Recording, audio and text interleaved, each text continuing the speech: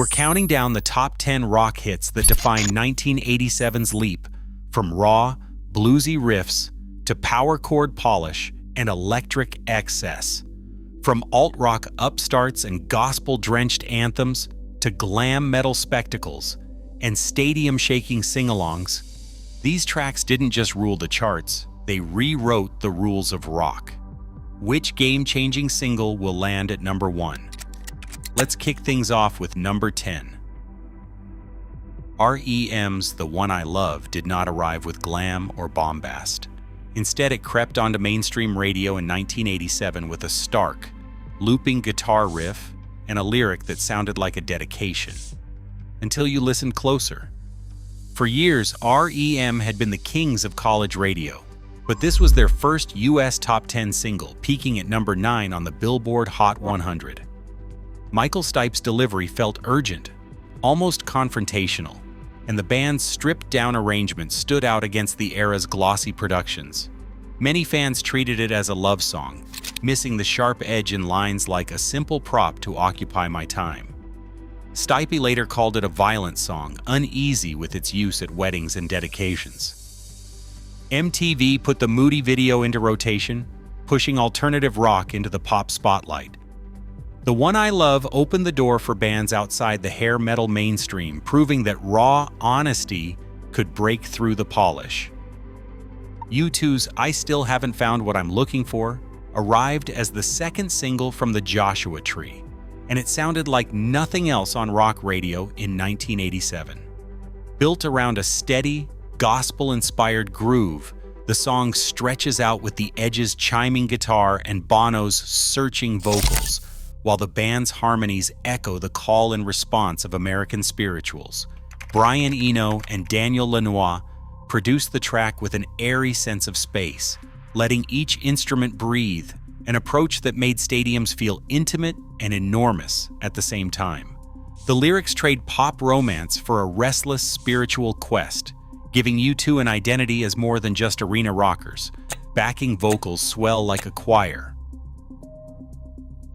pushing the song beyond rock into something hymn-like. That song helped define the Joshua Tree's sound, expanding the boundaries of what a rock anthem could be in the late 1980s. Motley Crue roared into 1987 with Girls, Girls, Girls, a turbocharged tribute to the band's hard-partying lifestyle. The lyrics read like a neon-lit map of the Sunset Strip, name-dropping real clubs and wild nights that blurred into legend. Strutting on a blues rock riff but dressed up in glossy 80s glam metal production, the song was built for maximum volume and attitude. When the original music video landed, packed with strip club scenes and the band's signature chaos, MTV quickly demanded edits before airing. That only fueled the buzz. Rumors about bans and censorship swirled.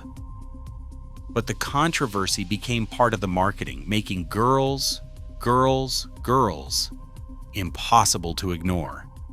The single shot into the top 20, and the album went multi-platinum, all while the band leaned into their reputation as the era's most notorious troublemakers. For a moment, glam metal's wildest excesses were front and center, and Motley Crue owned every second. Aerosmith's fortunes had faded by the mid-1980s, but everything changed with the release of Dude Looks Like a Lady in 1987.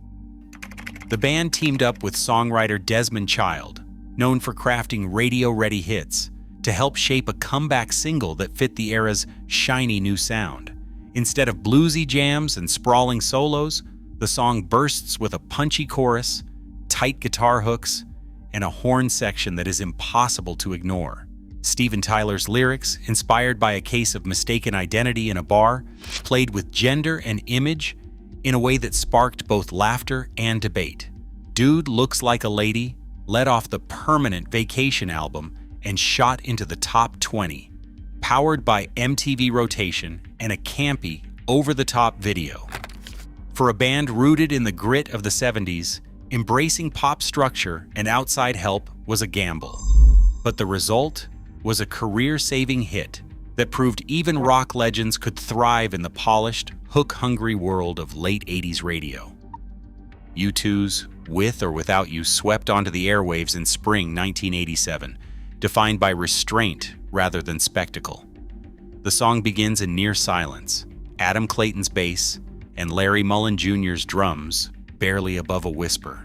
The Edge's guitar, run through a custom sustain device, stretches each note into a shimmering line that seems to hover over the mix.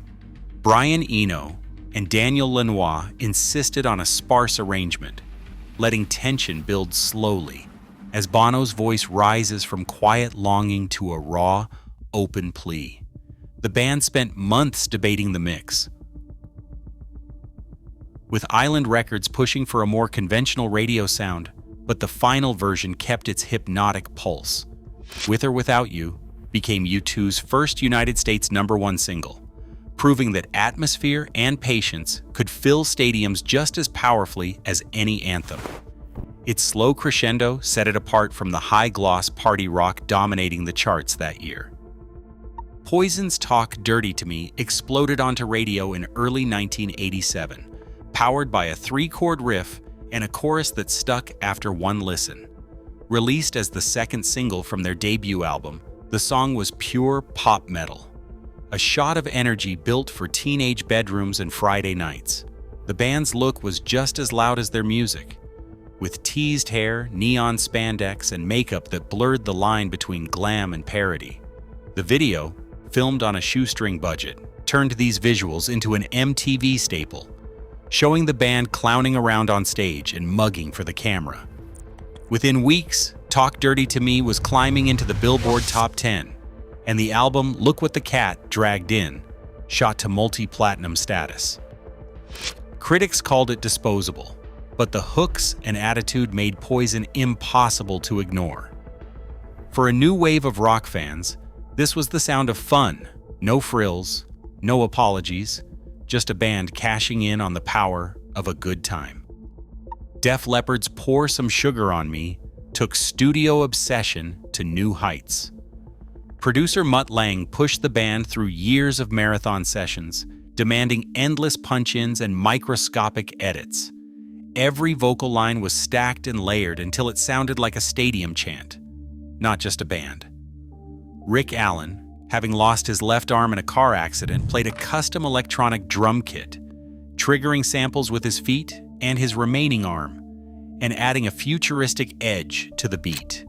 The song's looped groove, dense harmonies, and call-and-response hooks turned it into pure radio candy. The production was so dense, guitars and drums seemed to explode from the speakers. That track wasn't just a rock song, it was engineered for maximum impact, built for arenas and strip clubs alike. The result is a track that defines the excess and polish of late 80s rock, as much a technical marvel as a party anthem. Whitesnake's Here I Go Again. 87 didn't just update an old track, it unleashed a new blueprint for rock stardom in the video age. The original 1982 version leaned bluesy and slow-burning, but the 1987 remake cranked up the tempo, swapped smoky organ for bright synths, and layered in huge sing-along vocals. Geffen Records pushed for a full makeover, aiming straight at American radio and MTV. The final touch was a now legendary video featuring Tawny Kitaen, whose acrobatics across a pair of Jaguar hoods became an instant MTV classic. Kitaen's casting, fueled by her off-screen romance with David Coverdale, turned the video into a sensation, airing constantly and fueling the single's climb to #1 on the Billboard Hot 100. Behind the scenes, the band lineup you see on screen barely matches the musicians who played on the record, but none of that mattered. The combination of power ballad bombast and unforgettable video iconography made Here I Go Again 87, a defining anthem of the era. Bon Jovi's Livin' on a Prayer powered its way to the top with a sound built for stadiums.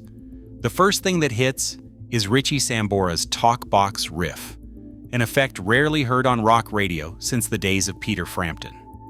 John Bon Jovi, Desmond Child, and Sambora wrote a blue-collar story about Tommy and Gina, two characters fighting to hold on when the odds are stacked against them.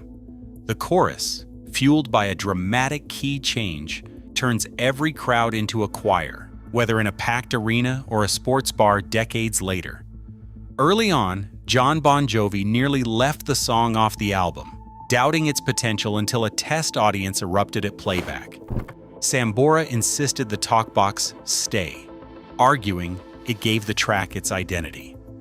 Livin' on a Prayer soared to #1 on the Billboard Hot 100 and became a ritual at sporting events, weddings, and karaoke nights everywhere, living proof that a hook, a story, and a communal chant can turn a rock song into an anthem. Slash didn't set out to write an anthem. The opening riff to Sweet Child O' Mine started as a playful run-through in the rehearsal space, nothing more than a bit of noodling until Axl Rose caught the melody and insisted it had something special. Even as the band shaped it into a song, Slash was skeptical. He called the riff circus music in interviews, never guessing it would become rock's most recognizable intro. Mike Klink, producing Appetite for Destruction, kept the recording raw and close to live, pushing the band to capture their club energy instead of chasing the era's glossy formulas. The lyrics, drawn from Axl's relationship with Aaron Everly, added a rare vulnerability. When the single finally hit, it cut through the airwaves with a sound that felt dangerous and honest. Sweet Child O' Mine shot to #1 on the Billboard Hot 100. The only Guns N' Roses track ever to do it, proving that in a year built on polish, nothing hit harder than the real thing. Across all 10 hits, one truth emerges. Rock in 1987 was built on reinvention.